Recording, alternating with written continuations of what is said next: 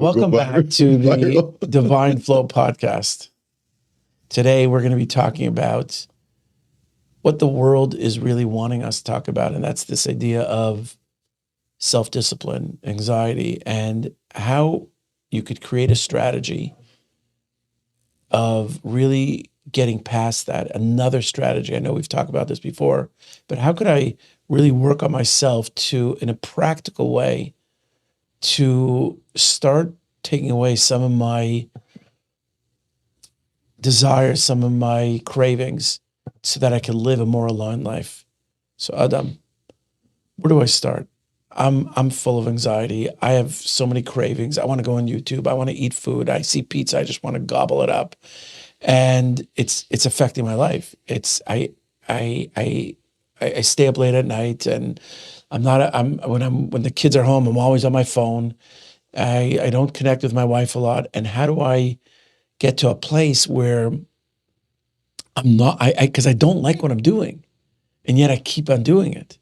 So how do I get to a place where I'm really aligned to who I am, and I'm being that good husband and being that good father? He's laughing.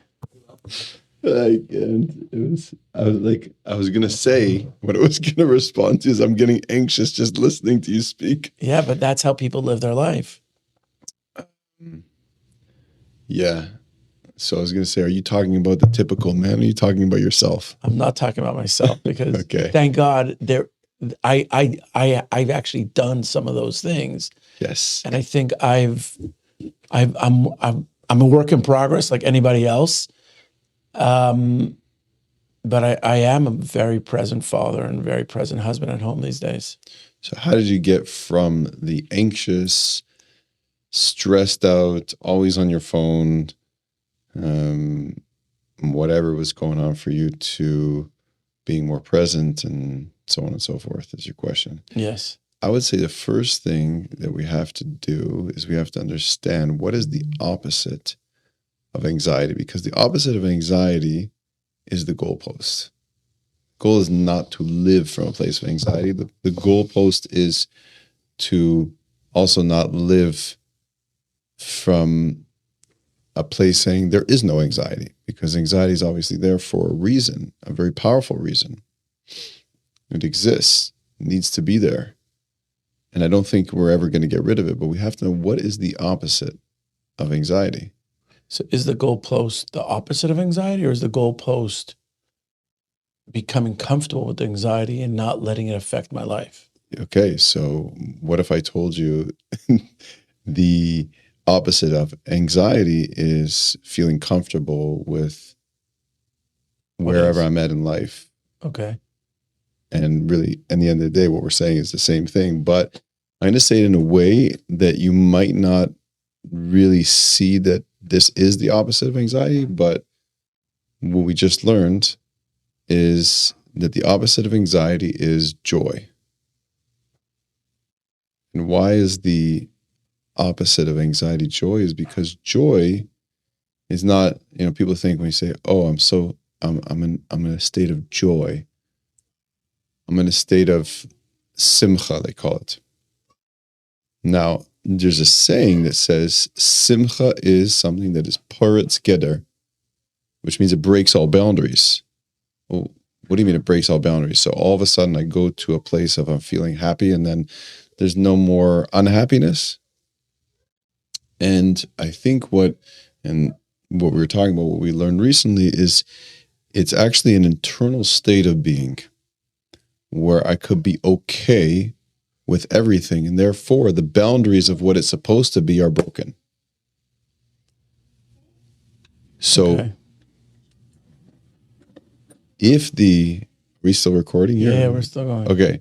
So if I could work on being okay with everything, then what the anxiety says is, I can't be okay with this right now. What the anxiety's message generally is saying is, I'm not safe right now. This is not okay. I'm scared. I'm feeling anxious. So the remedy to that is to actually be okay with it. Right. So I'm feeling anxious because I don't know what's going to happen tomorrow, because I can't pay my mortgage, or whatever people are anxious about. Mhm. And then that if there's a mechanism that could say, even though you think that you're not going to pay your mortgage, that's okay. I mean, if there's a voice that could almost talk to me and say, by the way, it's going to be okay. And then all of a sudden I could calm down my anxiety, whatever that is. Yeah, well, it could be that even if you can't pay your mortgage, it's going to be okay. Right. It's not that you'll eventually be able to pay your mortgage and things are going to work out, which is what people want to happen. But I could be okay if I don't get to pay my mortgage, and if I do get to pay my mortgage, and ultimately I'm going to be fine. Life is going to work out. Okay. So to say that simcha, that's joy, what does joy really mean? It's not about an external experience. It's not even about what's happening externally. It says I could be okay with whatever is happening right now. Anxiety says I can't be okay with what's happening right now. Right. And it's a lot for me. And Right. so my only when I am not feeling like things are going to be okay right now, the only thing I can do from a place of not thinking that things are going to be okay is to find a way to instantly escape from that feeling. Yes. Well, how do I instantly escape from that feeling? I have to do something that's going to distract me enough that I don't have to think about those things. And I don't have to feel those things. So that's why I go to food. So that's why I'm going to go to my food now. Or my phone, or my internet, or my YouTube. Yeah, or it's whatever. all a form of making yourself feel comfortable again, or nurtured, or taken care of, or a moment of instant gratification, because I have to get out of this. Mm-hmm. So then people, what they do is they'll say, okay, I have a phone addiction, right? I can't get off my phone. So let's set up filters, or let's get a flip phone, or let's get no phones whatsoever, which, maybe that works, but it doesn't deal with what's causing me to go to my phone, which is the root problem, which is what we want to get to. And the reason we want to get to the root problem is because the root problem always goes back to something that I'm not okay with in life. It's more of an existential thing, which is causing me to go to those things, because the proof is that I don't like myself after I do those things. I don't like myself. I wasted an hour of my time on my phone, but I feel that I have no control and I have to go there. Well, that just means the anxiety on the inside to face something is much stronger, which is causing me to be a person on the outside much more, where I feel like I don't have control, and I just have to do this. It's just what do you mean? If I don't do this, I feel like I'm going to die sometimes. Right. So the more I'm showing up on the outside in a way that is distracting, means the more I'm trying to distract myself from something that feels not okay on the inside. Really not okay. Very good. So it's like when I run to food, or I run to YouTube, or whatever it is that my addiction of choice, or my distraction of choice, it's because the anxiety inside of me is stronger than my own self-control, which in other words is that I don't love myself enough. There's me doing that means in that act, that's an act of not loving myself. Yes. And so that would seem to say that we need to start loving ourselves a little bit more. Yeah. And the version of the part that you loved. And before that is the question is, why don't I love myself? And why does one guy, he has an easier time with his discipline and his self-control? Another guy has a much harder time. I think that's also very, very important to talk about, because some people think they're losers. They go to shul and they see other guys seemingly, and let's say even not seemingly, they really have their life put together. And then this guy comes to shul and he's just a mess, and he's, failing at his job. And the first step, I think, is having a lot of compassion for yourself. Is saying, hey, first of all, don't compare yourself to others. Just because that guy could do it, it doesn't mean that he's better than you, and it just means that maybe he's not even as strong as you. Maybe you were given certain gifts by Hashem, by God, that He trusts that you could get over this struggle, and this is a struggle for you. That person doesn't have that struggle, so it's easier for him. It's not like, he could do it. Why could he do it? I can't. It's not about that. There's something that you have inside you. You have a superpower inside yourself that he doesn't have. And because this superpower is so strong, there's going to be the opposing forces are going to pull you in different directions. And Hashem believes in you that you could actually get over this, that you could actually get past this. So look at it. Don't look at it, wow, that guy's better than me. Oh, I wish I had his life. You could look at it, you could turn it around.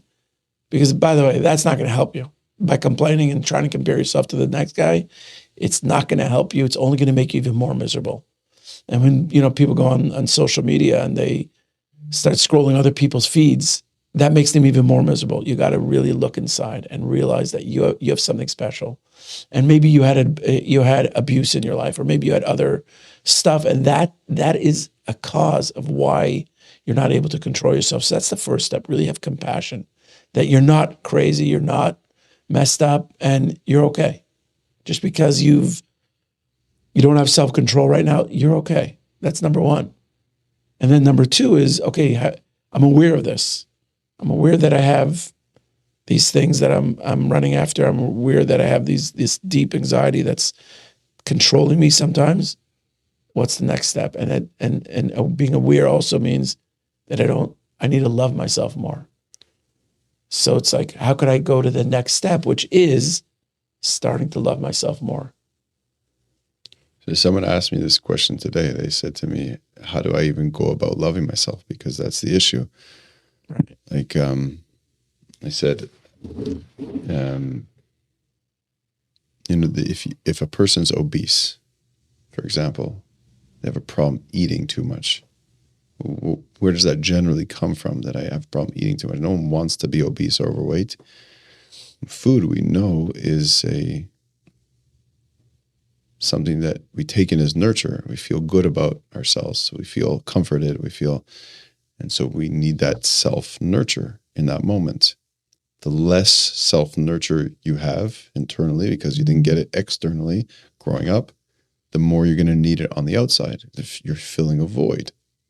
By the way, it doesn't mean that all skinny people have complete self-love. It just means this could be a way I'm showing up to my food.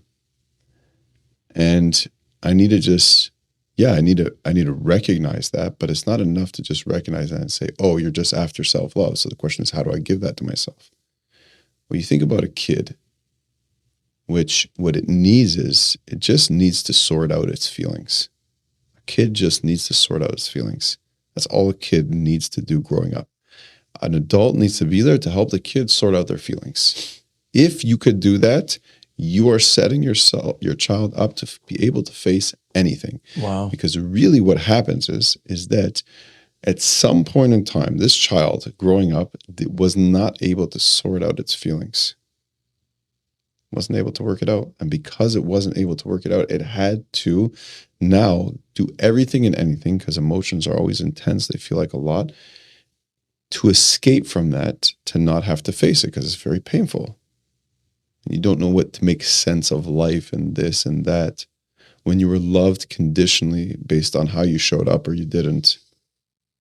And these are all things that the child takes on, and they don't take it on and say, oh, I love myself. I know I love myself way more than that, and I'm much better. Like you're saying, even today, when someone's eating and they say, you're much better than that, and you have this power and all that kind of stuff. I need not just to know that, because an adult, I can know that. We hear in like these fairy tales of these people that like overcame something and they went through a hard time. I'm talking about to embody that principle. It means you have to do emotional work on yourself. And the reason you have to do emotional work on yourself is because it's the emotions that have a problem, right? think about what I said. Joy. It's an inside job. Why is it an inside job? Because you literally have a situation that doesn't seem like the best situation possible. And somehow you're able to make the best of it. How do you make the best of it? Literally, you got your bank account is emptying. You're needing to pay your mortgage. Some guy stressed you out. You got a flat tire. Your kid's triggering you, and so on and so forth. How do you get to a point where you could say, I feel good about this and okay with this? It's all perspective. It's all. I'll tell you a quick Well, story. 1 second. It's perspective, but it's not just perspective, because if we just jump to perspective, meaning it's someone, and I hear this a lot with people. They say, oh yeah, this is from Hashem. It's all for the good. I need you to know that in your feelings. And the reason I need you to know that in your feelings is because that's what your joy depends on. Your joy is an inside job, which means you can't fake that on the outside. The outside is not, the domain of the outside is not joy. The domain of the inside is joy. Correct. Because again, anxiety is an inside thing. It's not what's actually happening on the outside. Like when you think you're not going to be able to make your mortgage payment, it didn't actually happen, because otherwise you wouldn't feel anxiety about it. Right. So if anxiety is an inside job, then also joy is an inside job. Yes.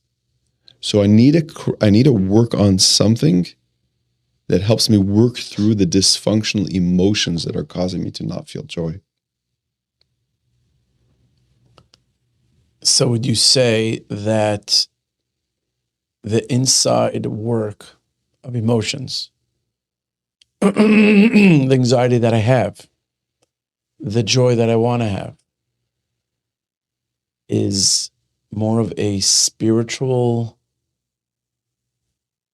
embodiment? Okay, it's a nice word, but what do you mean by that? Like when you say it's a spiritual embodiment, what are you really asking me? Like, do I need to bring God into this? Do you need to bring God into this?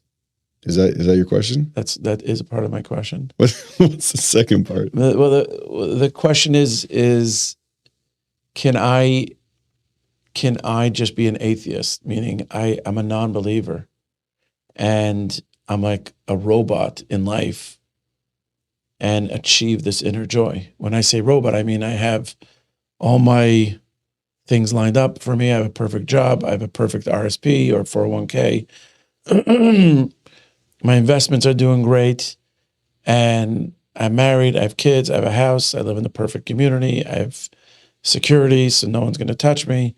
Can I build up that inner joy and not have anxiety even in that situation? So I think a person that builds up this whole lifestyle of it needing to be a certain way is actually lacking a lot of joy in life. Because, like I said, if joy is an inside job, you need less on the outside. So what you're saying is that when I get anxious because I have a mortgage payment coming up, my anxiety has nothing to do with my mortgage payment. If I had real joy, I would just be, okay, I have a mortgage coming up and I have to take care of it because I'm a responsible person, but I'm not going to let it overwhelm me and become very anxious about it. Yeah, it comes with a thought like, I'm going to go bankrupt or I'm going to lose my house. Let's say that's the anxious feeling. That's the thought that I'm going to have. And ultimately, if I go deeper, what is it? I'm not going to be okay. Something's going to happen to me. I'm not going to be okay. I'm not going to be okay. I'm not going to be okay. I don't feel okay. And that's really the deepest message of anxiety. And joy is, I'm okay with everything. Now, it's nice to say that my mind will, Hashem is everywhere. Hashem is here. Hashem is there. Hashem is truly everywhere. Like a kid knows that. As an adult, we sort of lose that message. And why do we lose that message as an adult? There's a necessary process that we go out of childhood into adulthood. And that's really when we face our first dose of reality. That we're actually in this world and we have to do stuff and we have to take responsibility for life. There's accepting the yoke of life. You need to go through that. So you need to go through something and you almost leave your child innocence behind in that moment. Wow. which says I could be okay with everything. You see a child can like fall down, cry, and then get back up and go and do it. I see it with my own kids. And we lose that innocence. We lose that innocence because what takes over as we go into like that teenagehood, almost heading into adulthood, is that innocence that everything's going to be okay. And we go into this place of not everything's going to be okay. Could be something happens. That's called anxiety. So we take on anxiety as almost a source of disconnection from self, but it's all there to reconnect us to ourselves. Meaning the reason I'm anxious and I think that things aren't going to be okay ultimately is turning me towards the ultimate version of who I am, which is God. I'm a piece of godliness. So explain that. The reason why I'm anxious. The reason why I'm anxious is because at some point I got disconnected from myself and I stopped believing the message that everything's going to be okay. What does that have to do with God? Which is an embodiment principle that children hold inside of them. They feel godliness because they're closer to the beginning of creation, which means they're closer to like what was before creation, which was a soul-like experience. They're expansive beings. We stop expanding when we experience doses of reality that feel like we're really in this world. And we have to live by the limits of this world and take responsibility and ownership over what we do. So when we feel anxious, that is one of the limits that was placed on us. Like, you know, you could die, or if you don't take care of your health, you could get a heart attack, or you need to pay your mortgage, or you're going to lose your house. All these anxieties about I'm not going to be okay. And I need to meet those parts with the innocence, which says everything is okay because God is ultimately everywhere. Those moments are the biggest opportunities for creation of a relationship between you and God. So when someone's feeling anxious, the greatest thing that he could do is bring God into the game. Yes, because what happens when you bring God into the game is you say, I'm okay, which is simcha, which is paretz geder, which is breaks all boundaries. It says, I'm okay with this because God's here with me. Like how could you be scared if you believe the creator of the heaven and the earth is literally right there with you? Right. How could you be scared? What are you anxious about already? Right. What are you talking about? Right. So the anxiety was a moment in time and life became real where you felt like God wasn't there. So you're saying we're talking to an audience here. Yeah. And just, I know Tony Robbins says this line, you can't be anxious and have real joy at the same time. That's just, it's impossible to coexist. Yeah. But if we're talking to the audience, secular audience, religious audience, and someone says, I hear you, but I don't believe in God. Yeah. Then what do you say to that guy? Well, then you believe in something. And the guy that doesn't believe in God could believe that he's needing to put all his energy and efforts to everything that he does because he's the only one in control, which means in a certain sense he believes he's God. I'll believe in something being God, like something that controls it all. So if you don't want to say you believe in God, generally when they say I don't believe in God, you're saying I don't believe in that version that you're saying is God, like the one that shows up in the Torah and punishes people and this and that and like all this kind of stuff where they misunderstand or misinterpret because they haven't gone deep enough to really understand what it's saying. Right. Is that yes, it's you can't live a happy life, truly a happy life, because real joy comes from knowing what you're connected to. And let's just say, for example, is knowing that you were chosen as the sacred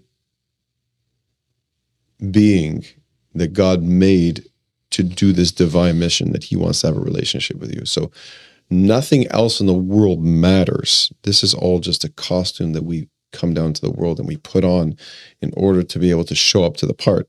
But the main thing is coming back to the relationship, which is why we said we don't want to come into this world. We want to just be connected to you. We don't want to leave that womb experience when we're in our mother's womb. When we're birthed, we cry. We don't want to be here. But ultimately, there's something here in this world that offers something more than us just being always connected, which is that ability to find him in the unfindable. oh, I don't think God's here, and therefore I think I'm not going to be okay. Okay, that's where you meet him, in that paradox where it feels like he's really not there. That's where you get to meet him the most, because you're choosing him. So what's something practical that I could do in real life to find this joy, or to find this God, or to have a belief that I could actually start moving on in my life and not stay stuck? A guy called me today. He's lost his job and he's miserable, and he wants to talk to me about doing work on himself and maybe coming to a workshop. And I told him it starts with you. But what's something practical that you could tell this guy, or a guy like this, to get him out of his rut? Yeah.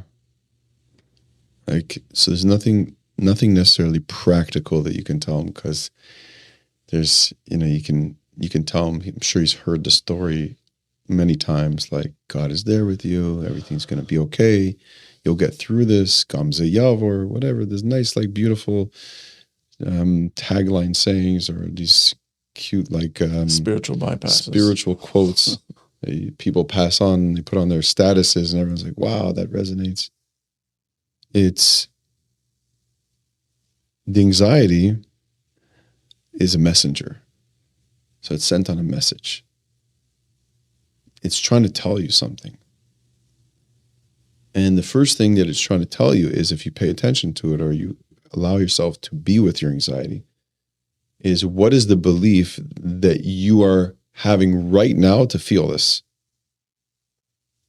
So I'm feeling anxiety about my bank account. And again, it is not about the bank account closing down, because there are plenty of people in this community that help out each other. Or you could go to friends. You'll figure it out. Right. Everything's going to work out. Right. You're not going to, but you're going to have to face something. Let's say it's the belief that I'm not good enough. Or right. I'm a loser. Or I'm embarrassed to ask for help. Yeah. I never thought I would be the one begging for help. And what does that say about me? That you're a loser, that you're a nobody. So the anxiety is trying to tell you that this is something that you believe about yourself. So it's not that if I can't pay my bills, or I'm stuck in a certain rut and I think I'm a loser, it's not that those things made me think that I'm a loser. Me thinking that I'm a loser started way before that. Is that what you're saying? Yes. So, and of course, this circumstance is bringing up, because I'm seeing it and I see things through my own lens, that I'm about to look like a loser, and the world's going to know. And then I'm going to have to face this, and they're going to have to see me that way. Most people get stuck right there. Most people get stuck. I'm a loser because I can't pay my mortgage. And what you're saying is, it goes much deeper. You not paying your mortgage is just a reminder that you think you're a loser. Yeah. You've been thinking like this. This is a pattern that you've been thinking of your whole life, and you haven't faced that devil in looked at him straight in the eyes and dealt with it, and therefore life is throwing a curveball at you and saying, "Hey, stop thinking that you're a loser." And if you do think you're a loser, then you're not going to be able to pay your mortgage. Yeah, because you're almost creating that situation. Yes, it's called the self-fulfilling prophecy. It's like, if you believe that this is going to happen, well, what's the belief that you're holding on to that you believe that's going to happen? That belief that you hold on to is the belief about yourself. And then you manifest that type of lifestyle. It's like saying, when you go skiing, it's like, I don't want to crash into this tree. Well, ultimately you're going to hit the tree. Right. That's just what happens. So then so I'm feeling anxiety. I can't pay my mortgage. I'm a loser. So then I realize I've been holding on to this belief that I'm a loser. And then the work that I need to do is connect to that little boy that started thinking that he's a loser, and bring back the joy that ultimately that child had intrinsic in his bones. Because everybody has that joy inside of them. Yeah.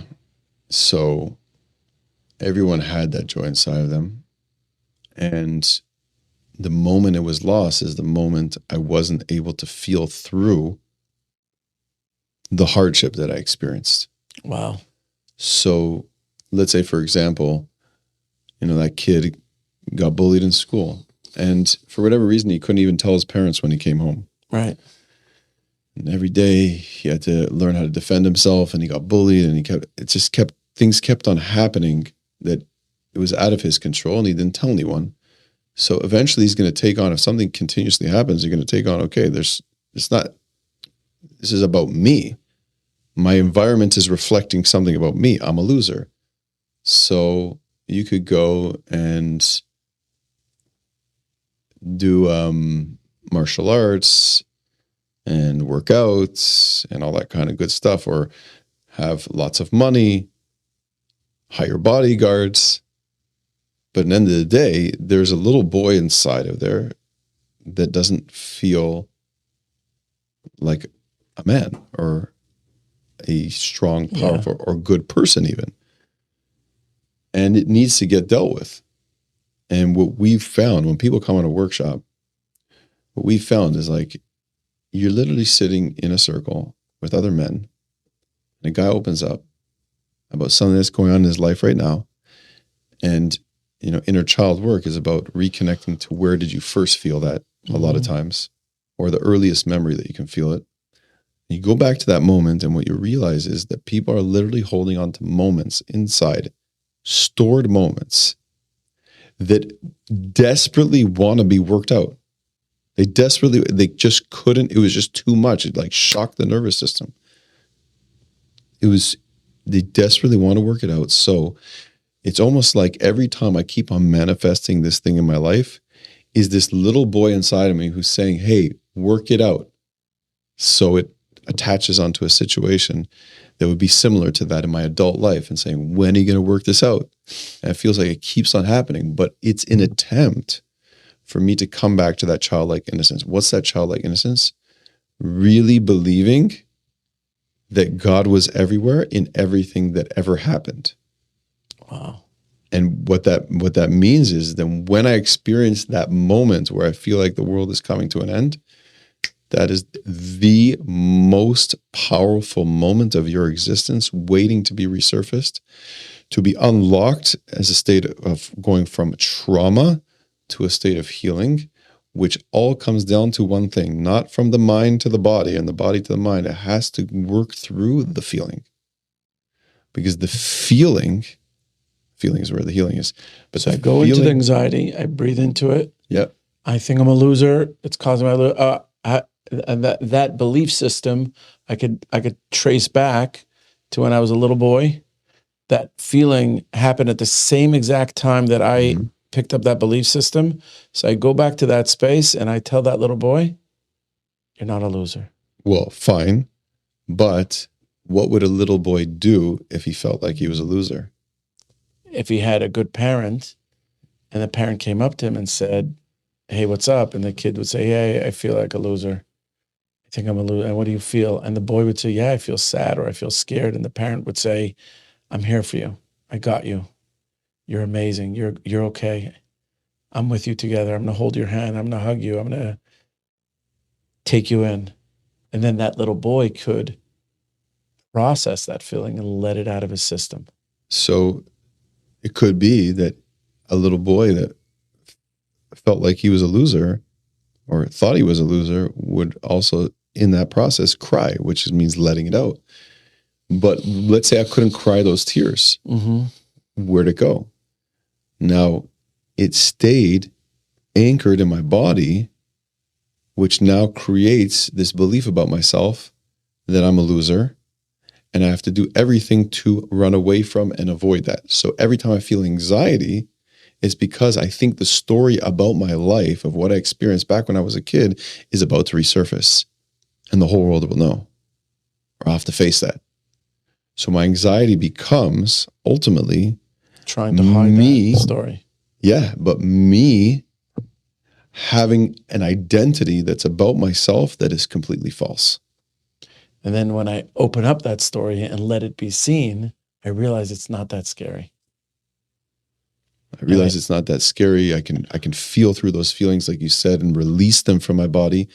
And even an adult who feels on a workshop, who literally cries. And it's funny because it's a 4-year-old boy that you're crying for. It feels stupid as an adult to do that. But just those tears could be the tears that kid needs to cry. And it gets released from your system. And you're no longer anchoring that story or that belief about yourself in your body. Mm. And then, yeah, of course, you're going to reframe from that point, because now you tell that kid the truth, who he really is, and that God was always there. And look how life worked itself out. And look what you've had to face, and find your amazingness again. And then from that place, face life. Wow. So what is that called? That's called the path to joy. Because joy isn't that the circumstance on the outside is good. Because then it would always be dependent on circumstance. Joy is something that we're commanded. It says in the first chapter of Tanya, it says, if you have to serve God with simcha, like the first 4 lines. So why is simcha necessary? Joy is necessary because you want to connect to something that's above the limits of this world. You have to go to a place that's above the limits of this world. You have to have a relationship with yourself that is not limited by these things that are happening in the world. You're not limited by your bank account being half empty or whatever it is, or your mortgage is coming up. You're not limited by that. So you have to go to a place that can look whatever's happening in life with a sense of your own infinite being of who you are, which was lost. But when you feel through that, all of a sudden, it's not only that you could reframe at that moment. People have to understand this, that once you feel through that feeling, you feel infinite again. Yeah. Because if the feeling's what got stuck as a kid, and I feel through that, I connect back to that innocence. Because underneath that is that unlimited joy that a child has to go from one thing to the next, and it just can always come back to being okay again and happy and smiley and make jokes and just feel good about life and not get stuck in moments. Yeah. And I think as a parent, I think it's important. This is such golden stuff that we're talking about, that you're saying here. And as a parent, the idea here is not that your child should have a perfect life. The idea is that your child will go through stuff. They may get bullied in school, and that's okay. They may get disappointed because they didn't go on a trip. You know, I have a great story. I remember my daughter, she was 8 years old, and her cousins got into this new camp, and it was a modern camp, and it was a really good camp, and the camp didn't accept her. And my father was best friends with the director of the camp, or really good friends with the director. And I called my father. I said, what can we do? And I want to get her into camp. She's so let down, and her friends are going and her cousins are going, and she feels it's not fair. And he said to me, he says, listen, Nachman, you're right. Right now, it doesn't feel fair. But there's a golden gift that your daughter's getting right now that you could never teach her. Like if this didn't happen, she's learning how to be disappointed. And you could teach her at 8 years old how to be disappointed, so that when she's 21 years old and she gets disappointed because she's going out on shidduchim and someone turns her down, it doesn't devastate her because she's already learned disappointment.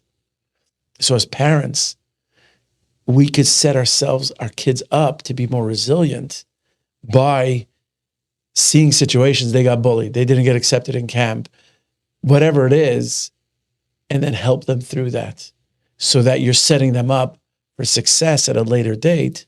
So when they can pay the mortgage, they don't freak out. Yeah, they should be concerned, but they don't lose themselves and become an anxious mess out of it. Exactly. We're naturally going to face things. And in fact, you want your kids to face things, because if your kids don't face things and you give them the perfect coddled life, then they don't know how to deal with the world. Yeah.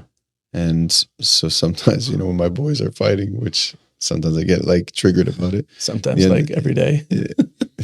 But when I get triggered about it, sometimes it's not every day. Okay. And I'm okay with it, because I'm like, okay, yeah, this is part of learning. It's only when one's face goes purple because he's being choked out that I have to step in. But the bottom line is, is that we need to learn how to go through things, face them, and come back to who we really are, which ultimately is a person that can face everything.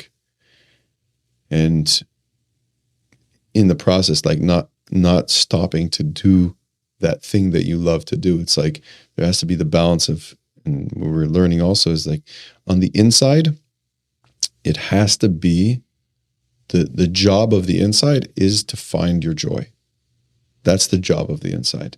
That's the constant work. When you say working on yourself, we say find joy, embrace what you're doing. Don't always try to change it. Don't make life better. Just find the mission within that current moment. Like we always say, the journey is the destination. So you have to be okay with the journey, and as you're going through it, yeah, we have to want to actualize the world, bring Mashiach ultimately, but find that joy inside. On the outside, you have to show up and do the part. You can't just sit there and wait for things to happen. You got to show up. There's a certain Kabbalah's there's a certain like, okay, I got to go to work. I got to do finding stuff. inner joy, and at the same time having some discipline and acting, even if you don't want to do it, but acting as if you already are successful in that space already. Because there's two parts of us. On the outside, I have to show up like a soldier, like I'm on a mission. And on the inside, I have to feel connected to that mission. It's anything you do in life. It's like you and me know that sometimes working on a business where you're trying to tell people they need to work on themselves comes with a grind, and you lose passion because there's a lot of those things that you're doing, and you have to keep on waking up the passion to be connected to what you're doing, because it's important, especially if that's the message you want to give to people. And sometimes you feel like that in your marriage, where you're doing the part, but you don't feel the joy inside, or you're feeling not appreciated, or you're feeling whatever you're feeling, whatever your spouse is mirroring to you. And when your spouse mirrors a message that's not nice, or it looks like she's attacking you, you have to realize that she is your mirror. And when you know that she's your mirror, okay, what's my work right now? My work is to work out this inner joy thing. I'm not in a good place. Yeah. So that when it says working on yourself, it means be able to find that inner joy. On the outside, you also still got to do the part, because you can't just screw off. You have responsibilities. That's actually a good message for someone, let's say, that's dating. He's about to get married. I'm speaking to you. And you're in this romantic phase, and you're so excited. I love this girl and everything about her. She's so competent. She's so amazing. She's so pretty. But you are going to get into disagreements. You are going to clash. That's a guarantee. And if you go into marriage with that in mind, that you're going to clash, and you're going to get into disagreements, and there are going to be days that you don't want to speak to your wife, that just means it's an opportunity for you to look inside yourself. And then if you could work yourself out and keep working yourselves out, those clashes, those disconnections happen less frequently. And what that really means is that you're becoming a full man. You're coming into full alignment of who you are, which means you're letting go of more anxiety. You're letting go of more anger and resentment, and you're stepping into full joy. Yeah. Isn't that the goal of life? That's the goal of life. So we just got to show up, because on the outside, we got to be a man. Men show up. That's how we do it. And we also have to learn how to stay connected to our inner truth, which is we know that God is everywhere, and that we can ultimately face everything that we're going through. We just have to create a space to feel that again, because that's mostly what we do, is we give people a place to feel that again, which is what directs my everyday. Passion is felt. Simcha is felt. Joy is felt. So, guys, go work on yourself, because it's part of what you were sent down here for. And, you have anything else better to do than start living your life with joy and being okay with life. And, yeah. Find joy. Awesome.